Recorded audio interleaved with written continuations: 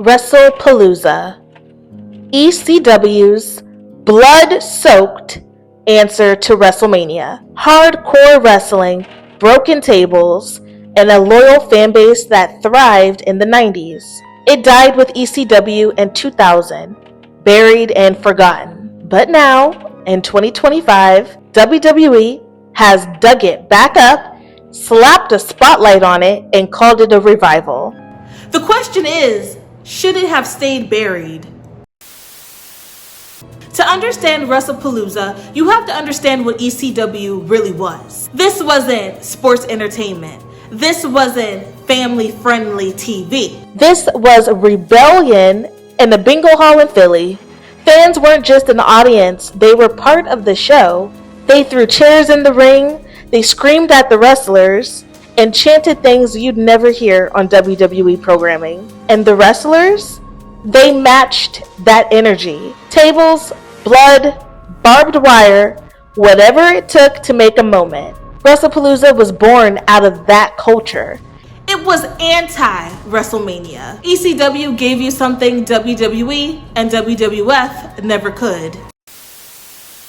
Wrestlepalooza debuted in 1995, and they did not come to play. The Gangstas versus Public Enemy in a stretcher match? No rules, no mercy. This is not for the weak, but it was everything ECW stood for: Extreme Championship Wrestling. By 97, ECW had grown, and Wrestlepalooza showcased a roster full of hardcore royalty. The Dudley Boys clashing with the Eliminators for the tag titles, RVD going to war with Sabu. These were matches that screamed ECW at its peak. Then came 98, the only Wrestlepalooza that made it to pay-per-view. The main event was Shane Douglas defending against Al Snow. This show wasn't perfect. In fact, it's kind of rated as one of the worst Wrestlepalooza out of all of them. But the fact that this was on a national pay-per-view proves how far ECW had come. And finally, 2000, the last Wrestlepalooza, Tommy Dreamer, Dusty Rhodes, The Sandman, and New Jack in a street fight against the network. If you want symbolism, this was it. ECW's soul teaming with legends in one last brawl before the company folded for good.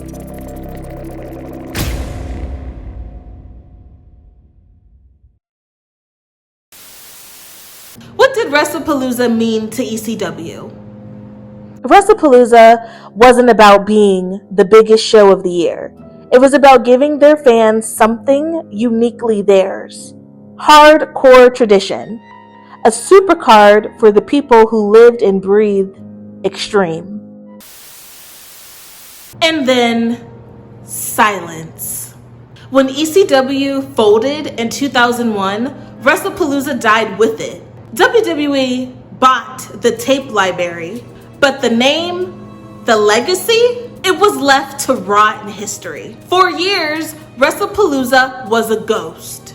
Hardcore fans would bring it up in forums, talk about the blood of 95 or the pay-per-view in 98, but for most people, it was forgotten.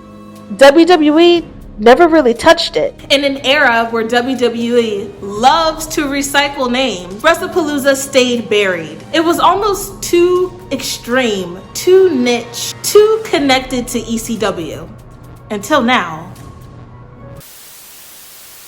Fast forward to 2025, and WWE shocks everyone. Out of nowhere, they dig Wrestlepalooza up from the grave and announced it as a brand new premium live event. Not on Peacock, not on a network, but on ESPN Unlimited. And so far, it's looked like it's going to be a pretty big show. There's John Cena versus Brock Lesnar, CM Punk and AJ Lee versus Seth Rollins and Becky Lynch. But here's the thing. This isn't ECW's Wrestlepalooza. It's polished, it's corporate, it's everything ECW wasn't.